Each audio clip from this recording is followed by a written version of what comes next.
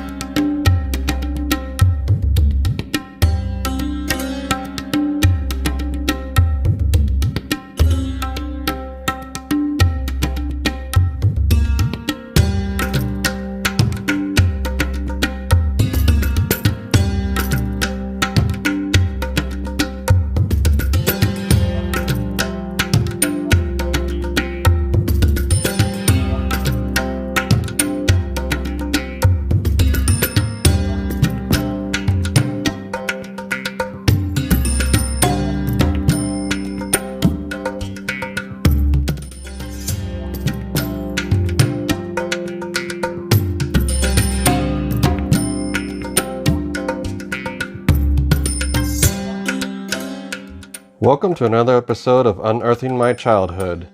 Today we're going to go over the series called Battle Beasts. So this was a series that came out starting in 1986, and these are little 2-inch figures that don't have much posability, but they do have a lot of detail and they do have some awesome weapons. And so there was well over 100 of these that released. These are the ones that I found when I cleaned out my parents' house. I know that at least one more is missing based on a weapon that I found. I don't remember if these came in singular packages or two to a package. I kind of feel like there was more than one, but they were really neat little things to play with.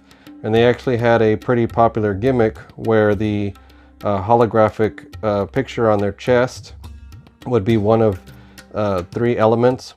Battle beast wood! Fire! Fire burns wood! Battle beast fire! Water! Water puts out fire! Battle beast water! Wood! Wood beats water! Battle beast collect every one of these incredible creatures to battle for fun. Just activate their battle badges. I got fire! I got water! Water beats fire! Battle beast can grow into an army. Collect all 84. Battle beast. And then for some reason wood beat water, which was always a joke amongst people. So anyway, these are really neat little figures. So I'm gonna go through each of them here so you can get a close-up look at them.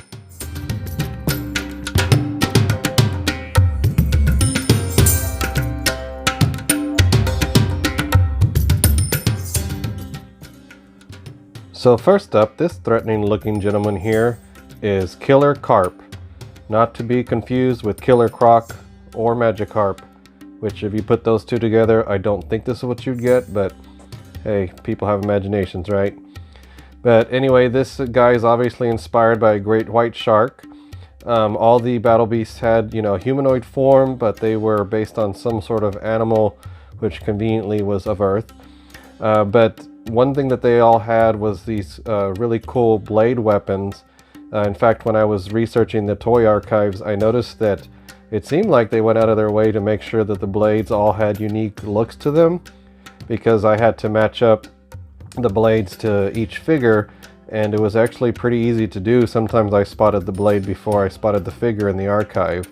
So, like I said, these guys don't have a lot of articulation. It's basically their arms to hold the battle weapons there. They all stand about 2 inches tall. So there's really not much to them, but they do have a lot of cool little detail, like him there with his scales and things like that.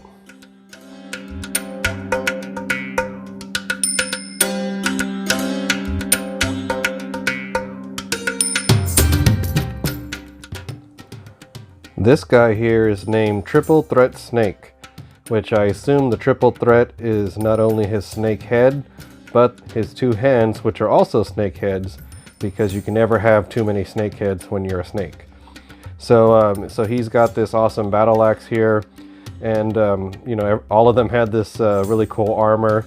I really like how they just pretty much went crazy with the color schemes on all these guys, and yeah, it's kind of hard to have a lot to say about them since they're so simple, but it's funny because it seems like there's a real love for these characters, even in their simplicity.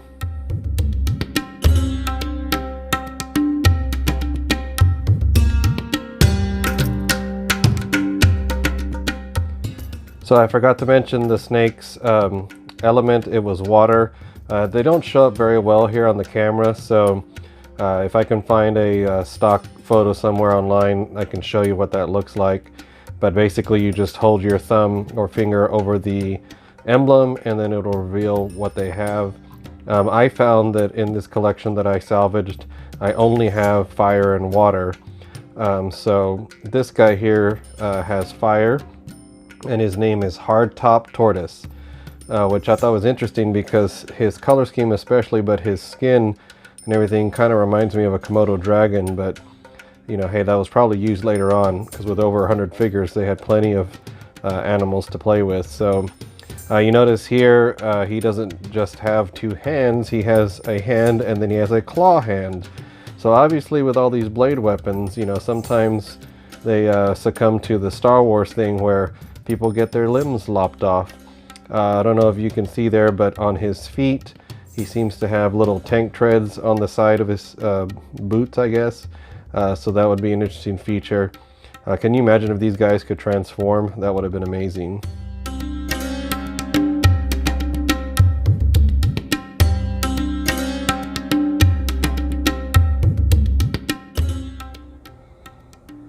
This guy here is called Rubberneck Giraffe, which is funny. It almost sounds like an insult, but the one thing I couldn't find of his was his weapon. I'll show a picture of it here. It basically looks like a bunch of tree branches, but of course I'm sure they're all sharpened to kill. But he also has a different left hand.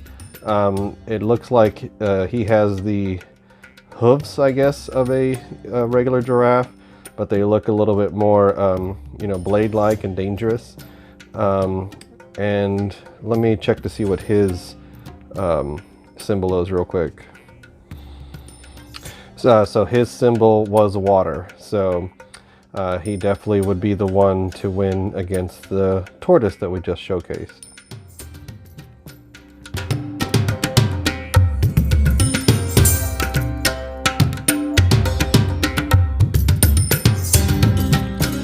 So that wrapped up Series 1, which came out in 1986. So now we're moving on to Series 2, which came out in 1987. So this here is Kickback Kangaroo. And if you can see there on the camera, his symbol actually seems to be permanently displayed, which is fire. I'm not sure how that happened, but obviously he has no way of hiding what his element is. Really love the boomerang design for his blade, and it just looks like his fist is balled up there on the left. I don't think it's like a purposely like a mace or anything like that. But that's Kickback Kangaroo.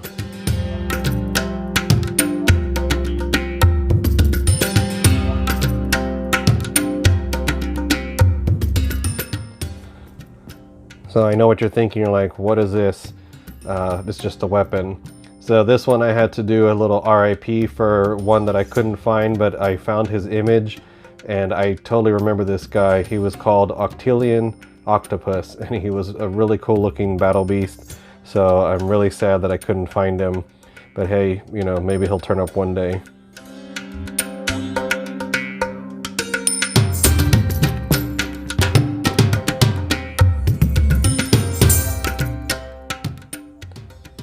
Next up we have Minor Mole, and as you can see he has a really cool blade there that you know, in my mind it kind of looks like a shovel, which goes with the whole, you know, mole underground whole theme. But he also has succumbed to a battle where he lost his left hand, and apparently the same store that the tortoise shops at, they had a sale on claws because he has one as well. And I also love how they incorporate kind of the cyber goggles into his eyes there, and what would normally be like a miner's hat with the flashlight on the top, they have an implant there on his head. So, you know, a lot of these little details, things that, you know, didn't even think about as a kid, but obviously the designers, you know, had a lot of fun with all the details in these little figures.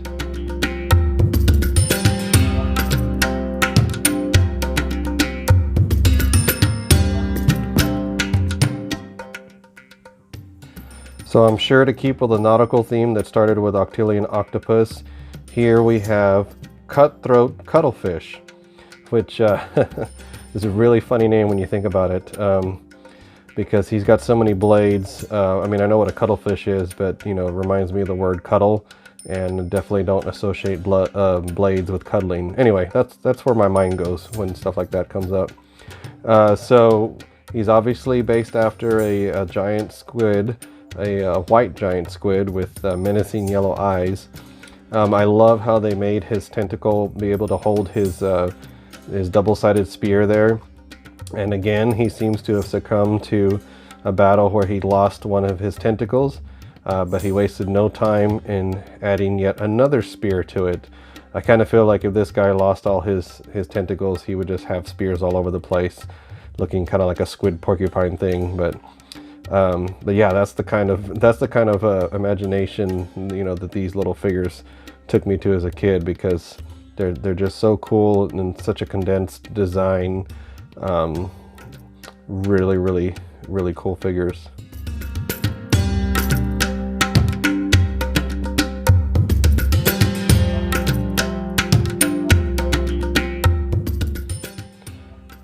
Next up, we have Night Owl, and that's night like a knight in shining armor, which I thought was pretty appropriate. You know, nice play on words.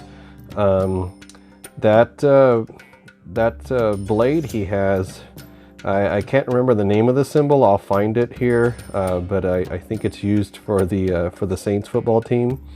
I don't know, it just reminds me of that design. I could be completely off when I search for the image later. Anyway, I digress. So you know, this is obviously based off an owl, and owls already just look cool and menacing at the same time, but to me they always have this regalness about them too. So, you know, I take that left eye cyber monocle thing as something that's very regal. Let me take a look at his symbol real quick. So I got so excited with the squid earlier, I forgot to mention his too, but both the squid and the owl here are both fire. So yeah, another cool figure. Love the design.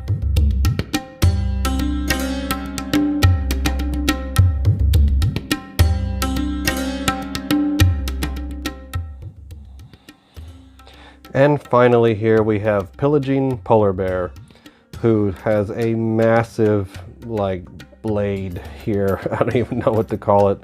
The pizza cutter from hell, I guess. I don't know. But I found it interesting that that this was a polar bear. I mean, I'm not really sure what animal came to mind at first. Maybe it's because it's more slender, but that comes with the figures, I guess. But I mean, I can, again, and the red eyes seem to throw it off. I don't know. I guess with the long snout, kind of reminded me more of a rat. But hey, if it's a polar bear, it's a polar bear. But guess what? This polar bear has the power of fire, which is a real conundrum there. So. Anyway, this is the last one that I had, well, that I found. I feel like I had a bunch more, but who knows if they'll show up one day or not.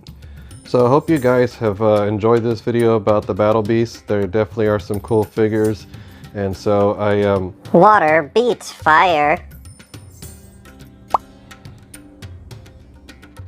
No, fire beats water.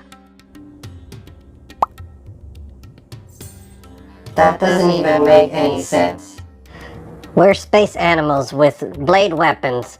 Who cares what makes sense?